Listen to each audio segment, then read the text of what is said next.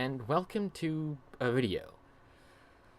Probably clicked on this because of the title and how it says that Rags, the dog, made me go into an existential crisis of identical weird stuff. Hashtag gone sexual, I guess. With that being said, for those of you who don't know, like I didn't a couple days ago, Rags is a YouTube video that was created not too long ago. His earliest public video that I could find, again, because it's public, was made 3 years ago. And I forgot the title specifically, but I just know that it was created 3 years ago, and that he started uploading regularly on that date, and that he also doesn't really have a specific schedule on which he releases videos. At least not to what I've seen. I don't know. So I recently found him not too long ago, and he is, well, he's an unapologetic bag o' shit. He's an unapologetic jerk, and this doggo is, in hyperbole, literally a big, well, not really big, nay, huge PC gamer who takes a dump on console opinions that he doesn't really agree with and makes bank off of these people. Well, maybe not bank because he has 240k-ish subscribers, maybe a bit more. But he has a lot more subscribers than I do, at least at the time of recording this video. But again, he has a lot more subscribers than I do. To contrast, a lot of his opinions are very PC based. He thinks that the PC is great. He applauds it for its biggest things, and he applauds it for a lot of reasons. A few of them being that you can get 60 FPS very easily, 1080p. The consoles don't live up to these standards. Consoles suck. Because of these reasons, they're not as good as a PC, and stuff like that. But he hates consoles as, like, their hardware potential, I guess. But in concept, I'm not sure. Maybe he just outright hates consoles, which is more or less, I guess, true. But I don't, and that's my opinion. I respect his opinion to say that PCs is better than console, and again, after all, yeah, but he just says all these big nasty things about all this big nasty people, and it's all just one big shit show where there's just people pooping on each other and whatever. But even after I've said all of this, that he's a jerk, that he's a dickbag, that he just sucks, and that he has a big cock, a lot of the things that he says, and a lot of the things that he does, a lot of the videos that he makes, I like them. Yeah. Shoot me. Please. Execute me on the spot. I like Rags' videos. That whole intro was meant to be kind of a joke. I basically like him because he's unapologetic. He's a jerk. He takes a dump on people who don't do their research. Now, I'm not sure if he's going to make a video on this video. That'd be awesome. Because of that intro, I really want to try and get his attention, but I don't think that I will. Even so, with this video, I just want to say that his doggoiness, his deal with it glasses, his jerks, his other things, I like. Because, you know, no one's above a penis joke. No one's above bragging about their dick. Why?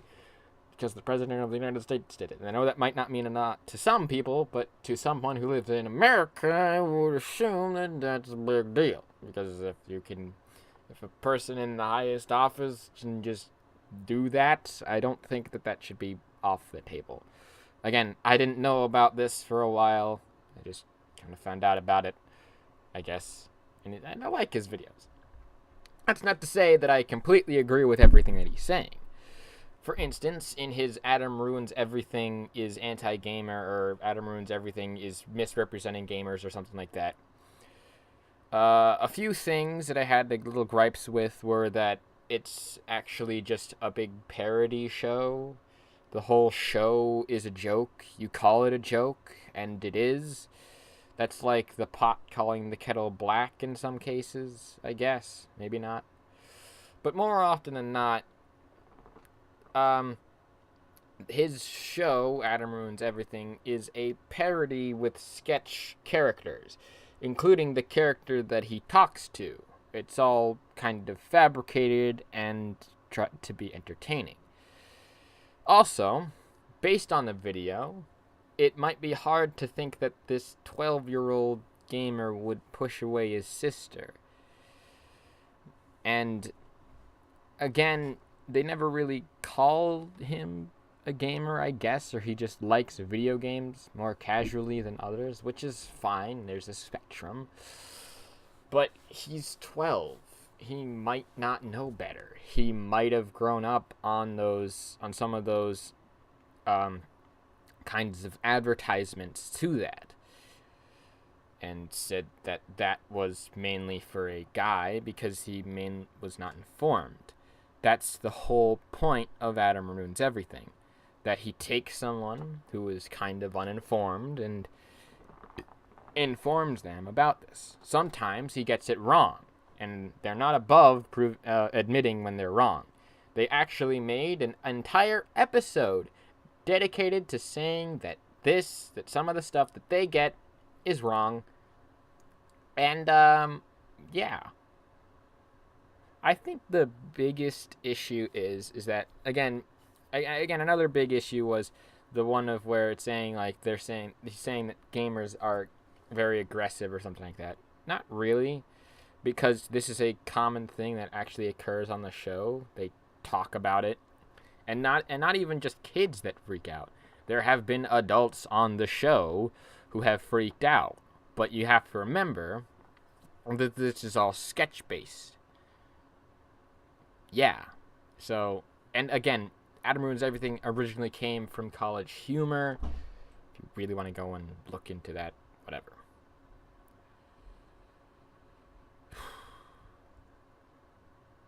But I do agree with you on a bit more of what you have to say. For instance, I like consoles, and I like PCs. I now have a gaming laptop PC that was $1,500. With that, I got an Intel i7 core processor, NVIDIA GeForce GTX 1060, 60 gigabyte GDDR5, 16 gigabyte DRM4, etc., etc., etc. Again, that's just going off of what I see.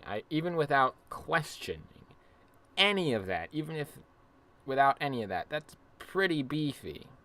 It might not be the best, probably on the higher end of the spectrum in terms of laptops at least, because desktops can be like overclocked and stuff like that.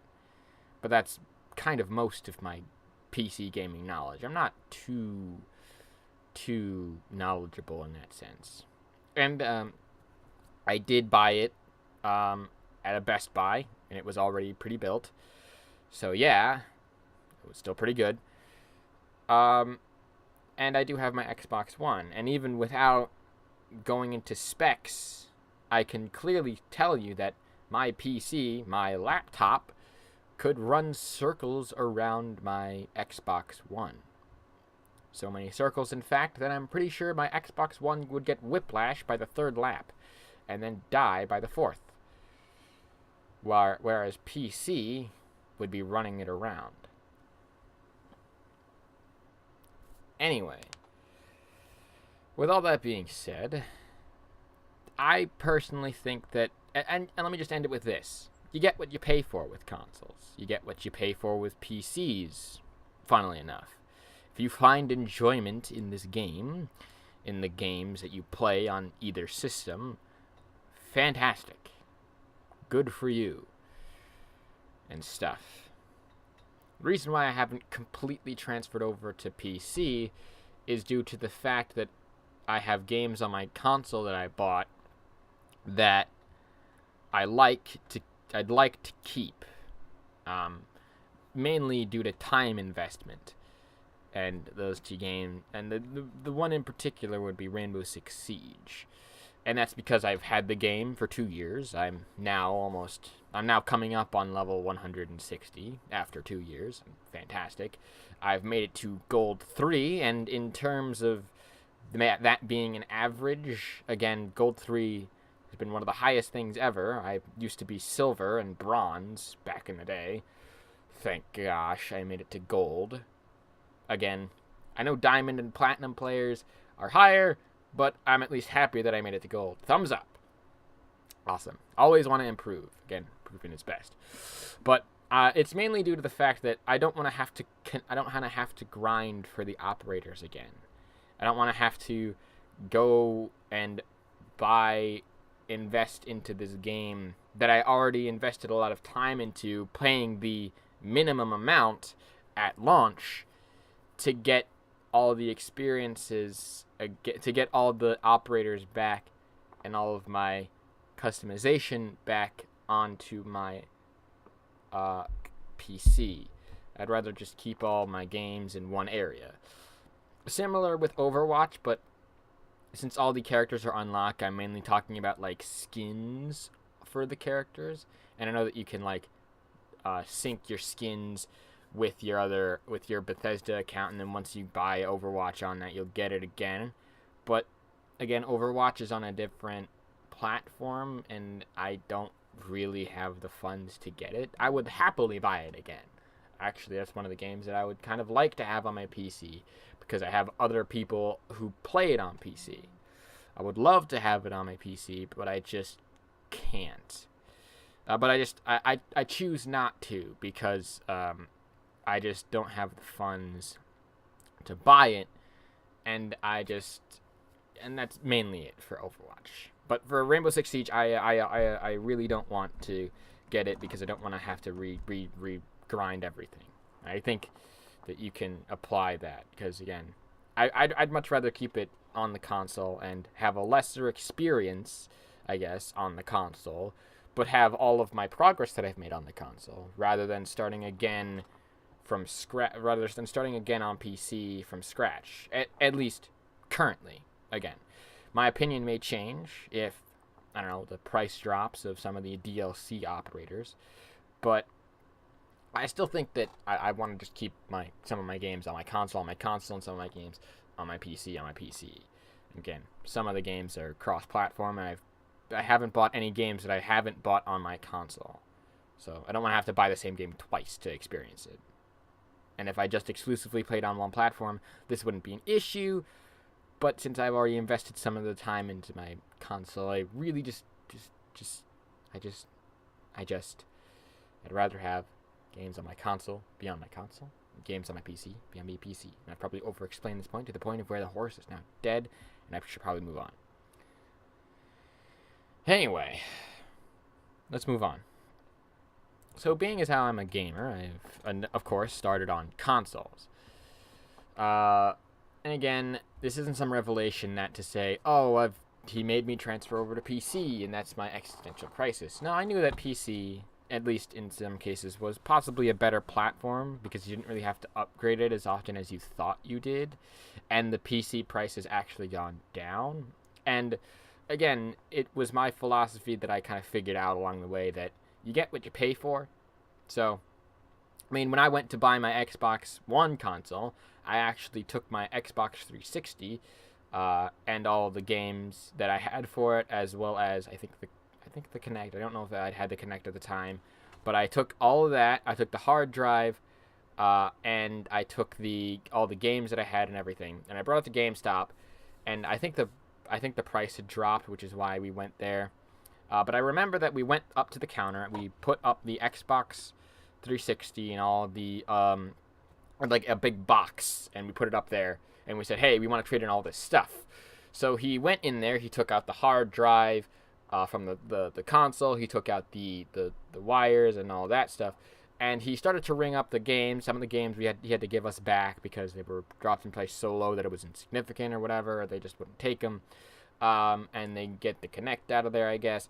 And they get to the console and the wires, and they say, hey, it's actually better for you if you just give us the wires and keep the console, because with the console and the wires, we have to kind of keep that together, and that would actually be a lower price than if you just give us the wires.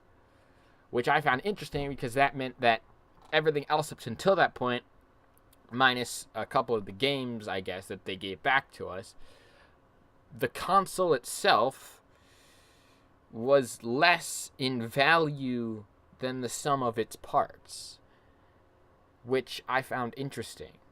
So that means that everything else, other than the actual physical console where you put the disc into, everything else, which could easily be repurchased, probably for a lower price, was less than the console. That's just weird to me.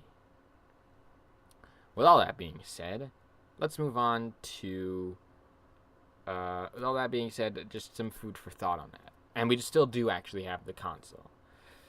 And again, I got it for like a very low price because I traded in all that stuff. So I probably got a little bit of a better deal in the long run, kind of. I got it for like $100. I actually paid $100 or so-ish dollars, whereas I traded in like $100 or so-ish dollars for the whatever. I traded like in like half the value of what I had to get my console.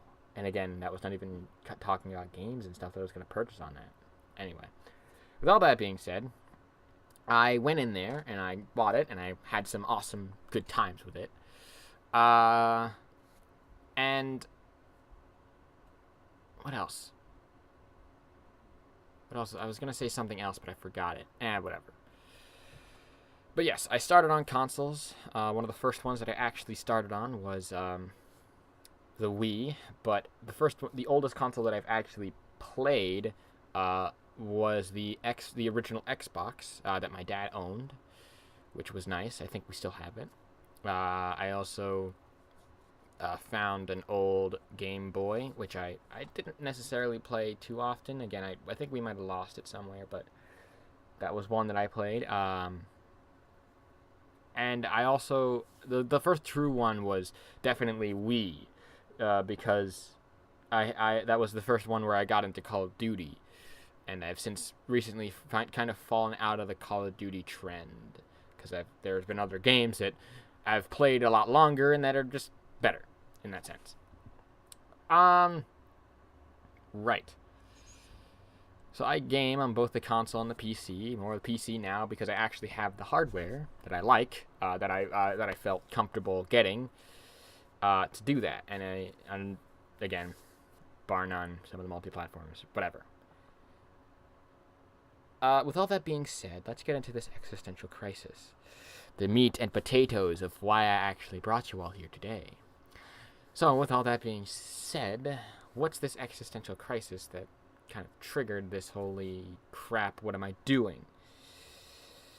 It was mainly about how he said that he was I don't know, I'm talking low here, but it was mainly about how he said that he was a bisexual. And he was very open about it, mind you.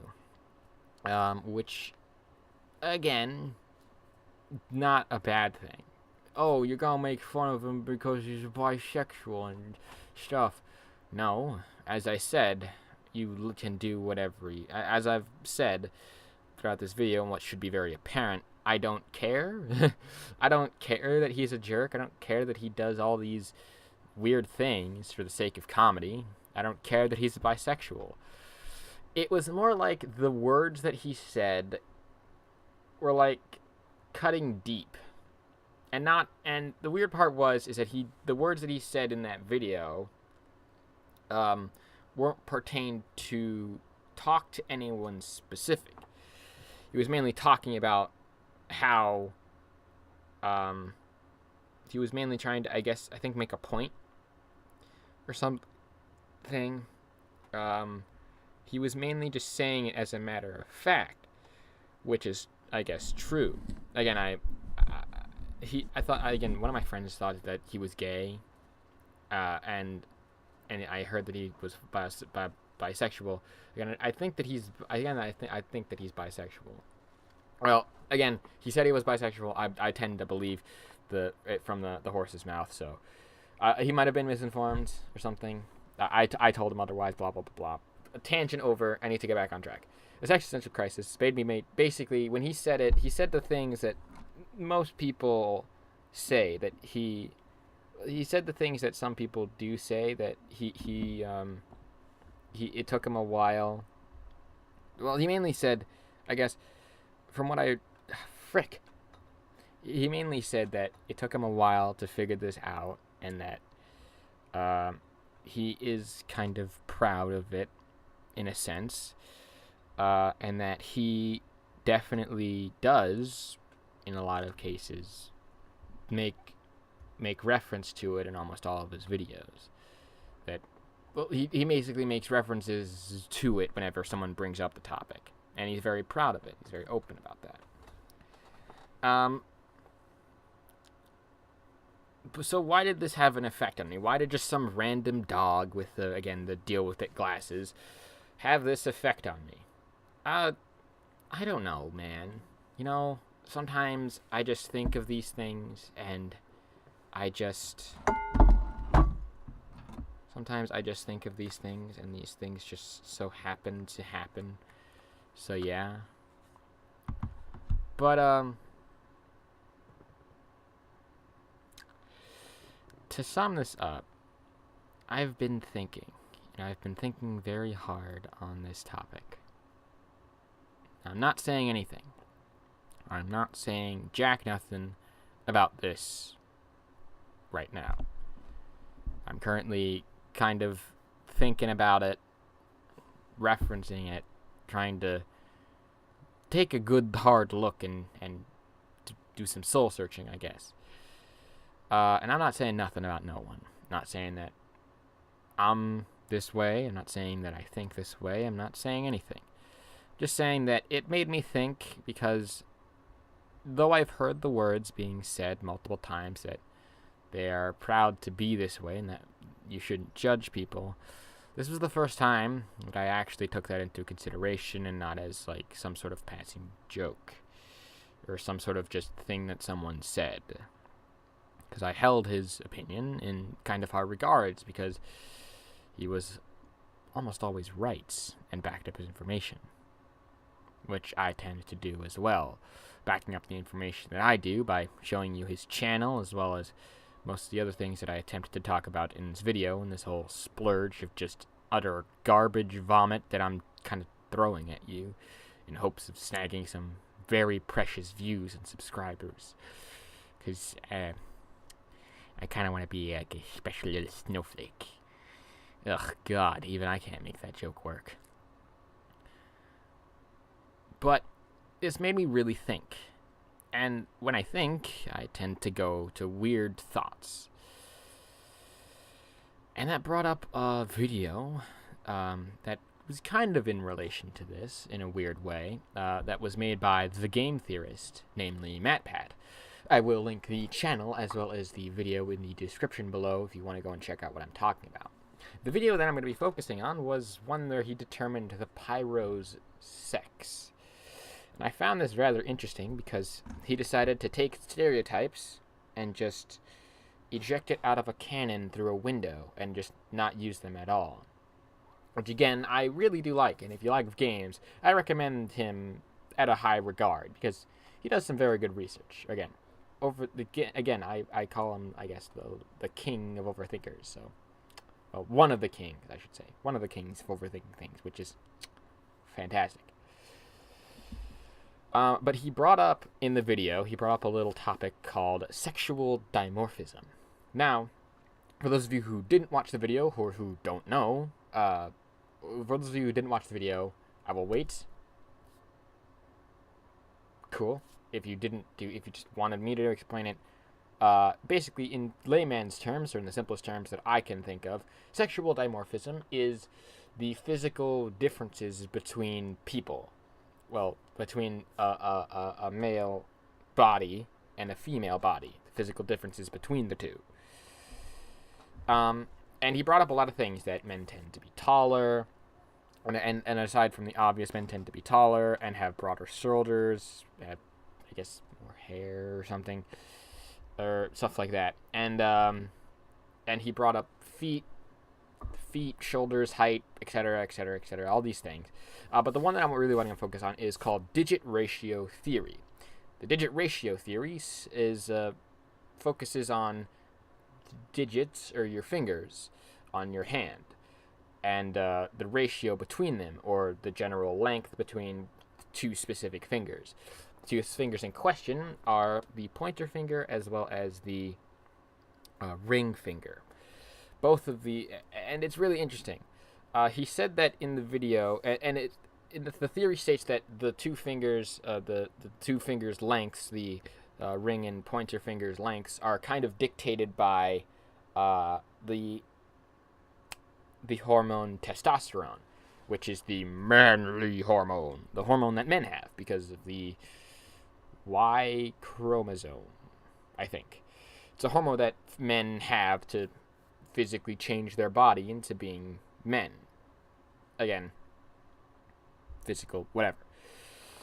And the relative lengths for a standard male body would be that the pointer finger is shorter, or not as long, as the ring finger.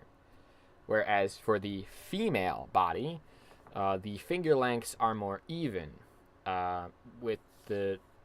because they were exposed to less testosterone, therefore that ratio is a thing, I guess. Therefore they're more equal. I don't know science, man. I'm just doing the information. I'm citing him, and I'm linking the video in the description if you really just want to go and check that out. It's a very good video. Highly recommend it.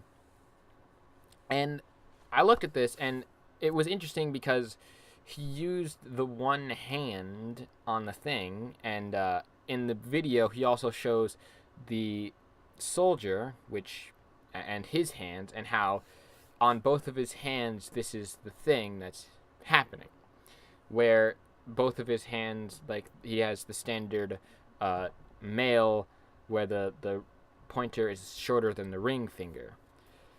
And what I found interesting is that I did not have this per se. I had the digit ratio theory on my left hand as a straight male. And on my right hand, my dominant hand, I had the digit ratio of a straight female. Now, of course, there are exceptions, most notably that homosexual men can have the digit ratio theory of a straight female, and that the quote-unquote butch lesbians, as he puts it, have a digit ratio theory similar to that of a straight male. Again, those trends exist, and it's all about chemistry or the hormones, body, blah, blah, blah. But I just found that interesting, and I guess it's some food for thought. So I'm not saying that anything's off the table. I'm not saying that I am one way. I'm not saying that I'm another way. I'm saying that I am in question as to what's going on. And Rags was kind of a big spark to that conversation with my conscience and my subconscious. So, yeah. Anyway, guys, if you want to actually check out anything that I talked about in this video, well, most things, if I can find them again, I'll link them in the description. Please go and do so. Go and subscribe to Rags, because he's a pretty awesome guy. He will be linked in the description below. Please check that, as well as check out the Game Theorist. Again, I cannot recommend them enough, because they are really good people. All of them. Like, seriously, guys, keep doing work. Keep doing good work. Thumbs up. With that being said, thank you so much for watching, and a peace off. Wizard, what do you see as you twist your tiles beneath?